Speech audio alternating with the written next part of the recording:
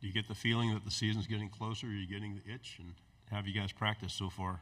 Oh, it's been great. You know, the team camaraderie, the player-led, you know, it's been very fun, exciting. We've been working extremely hard this summer, going day by day, you know, getting closer to fall camp. The only thing we can do is just focus on the next day and getting better at doing that. Right here in the front row. Hey, Dallas. AP Stedham, AP and Kelly, as we see it, syndicated radio. Dallas, tell the people about a Bobby Petrino offense. What's so unique for the wide receivers, and how do you like your new quarterback transfer from Boise State? Man, getting coached by Coach Petrino has been great. You know, he's been helping us with the plays. You know, we plan, you know, we're going to try to be explosive this year. And, you know, with Taylor Green coming in, the leader he is, you know, he's 6'7", you know, looking at him, you can already think he is a leader, you know. So he's been great, you know, talking with the players, talking with the team. It's been exciting. We'll go here in the front row on the right. Eric Bailey with the Tulsa World. I want to ask you about Luke Hawes. What does he bring to the offense? I know he had a shortened season last year, but as a young player, what can he do to help the offense? The biggest word I can say about Luke Hawes is consistent. He's one of the most consistent players on the team with his hands, with his route running, with his ability to learn the plays and stay locked in. You know, Luke, like I said, we've seen him. Like, even with the short spurt of games he's played in, just imagine if he, you know, played the whole season. You know, he's been great. He's still young, and for him to play at the ability that he's playing at his age is astounding. Left side in the back row. Morning, Noah Gross with KXAN in Austin. I know as a Texas native, you probably know all about UT and all things like that. Is the game against Texas something family and friends are talking about a little bit? And what do you kind of expect with everything you've heard about this rivalry starting back up? I know the last time they played them, it was like one of the seventh most, like the attendance there was extremely high. So I feel like, you know, coming back with this year, you know, we got Bobby Petrino back. It might even jump that, you know. So I'm just ready to play.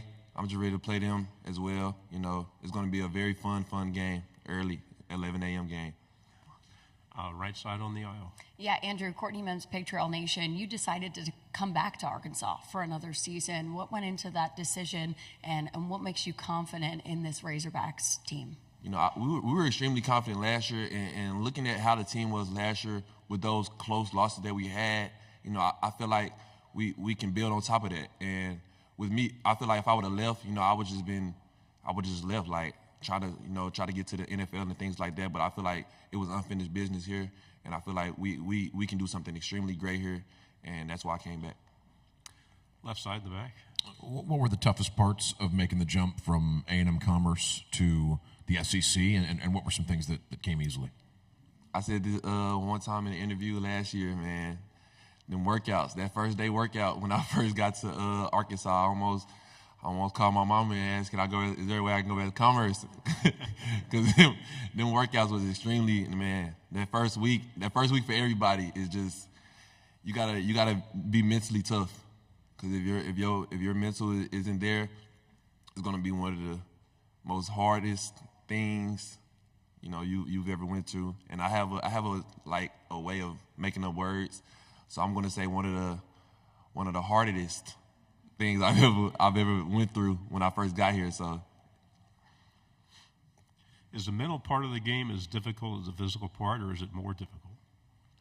Mentally is one of the most, I want to say 80-90% of the game. You know, you can work out, you can do all those things, but if you're not mentally tough, if you're not mentally there on the field, you know, you got to think about what plays you're going through. You can be tired, and you got to think about what type of route you got to run, your depth. Like, so I feel like mental is one of the most, like, prestigious things when it comes to the sport of football. Front row. Right here, Dallas, over here. Hey, Dallas, you played Alabama, a very tough game last year. Why? Why did that happen? Why was Alabama a tough game? No. Why did you play them so close last year? Oh, like I said, we played. It was a lot of games that we had, like, it was one-score games and that we just didn't finish in. And I feel like, you know, we could compete with anybody in the nation last year. It's just that the finishing aspect of it. Like I said, we had a lot of one-score games that we could have, you know, that could have went our way but didn't. and it could have changed the season around, like with our confidence and things like that. So I feel like we just played to the best of our ability. Right side? If you don't mind, one more question about Luke. What's that neat relationship about him having a twin brother on the team, and what do you see as an outsider about those two? How do they get along? Man, they love each other. That's the twin brother love you see from a lot of twin brothers. They work out hard. They're extremely, they're vocal leaders and things. So I feel like, with Luke and Dylan coming in, helping the team, it just builds on to the team camaraderie. Left side again? What can you tell us about what else Arkansas has at the wide receiver position, and anybody that you think could really break through this year? Anybody who's really impressed you with the work they've done this offseason? Definitely. We have Tyrone Broden, 6'7", fast dude on the team. You don't see that a lot. He's good in getting down in his breaks. He's good in catching the ball in traffic. He's good at going up and catching the ball. He's been extremely, extremely, extremely locked in this year. We also have Isaiah Santana, Jadon Wilson, Davion Dozier, C.J. Brown, a lot of young guys as well, Desmond James, Jordan Anthony. Like I said, Jordan Anthony, like we talked about the NCAA game, and he is an absolute cheat code because he has a 98 speed, and you could just say down, say hut, and just throw the ball, and he's just going to run under it and catch it. So, but I feel like our receiving room as a whole has been it's been great. With the tough losses last year, what was the message during that tough time, and how's the message going into this year? Next day. The next day was the message. We can lose a game, but the game is lost. Like, there's nothing you can do about. You can't harp on. You can't be sad about it. Just like if I drop a ball in the game, like me getting mad about dropping the ball isn't going to do anything but mess up my mental during the game. So if I drop a ball, I just got to say next play, because that next play can be a 90-yard catch, but I just dropped a 5-yard catch, which could have turned into a 15-yard. So you just got to stay focused and keep your mind on the swivel. Another question on the left side. Arkansas's, I believe, their first conference road game this year is at Jordan-Hare Stadium in Auburn.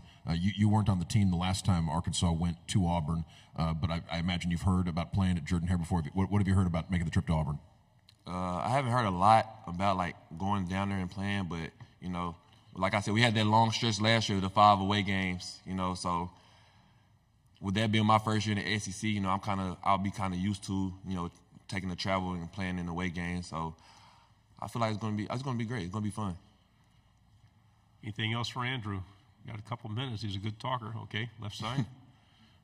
Obviously, to get the ball, you have to have Taylon Green standing. What can you say about the offensive line and how they've improved from last year to this year to make sure that you're getting the targets that you deserve?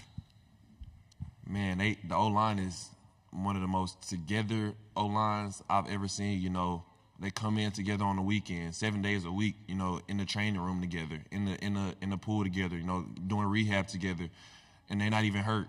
They just in there doing, doing rehab to make themselves better, and making themselves better is gonna, make the team better, make the offense better, and also make the defense better, because that defense has to go up against the O-line. So I feel like the O-line has took a dramatic step.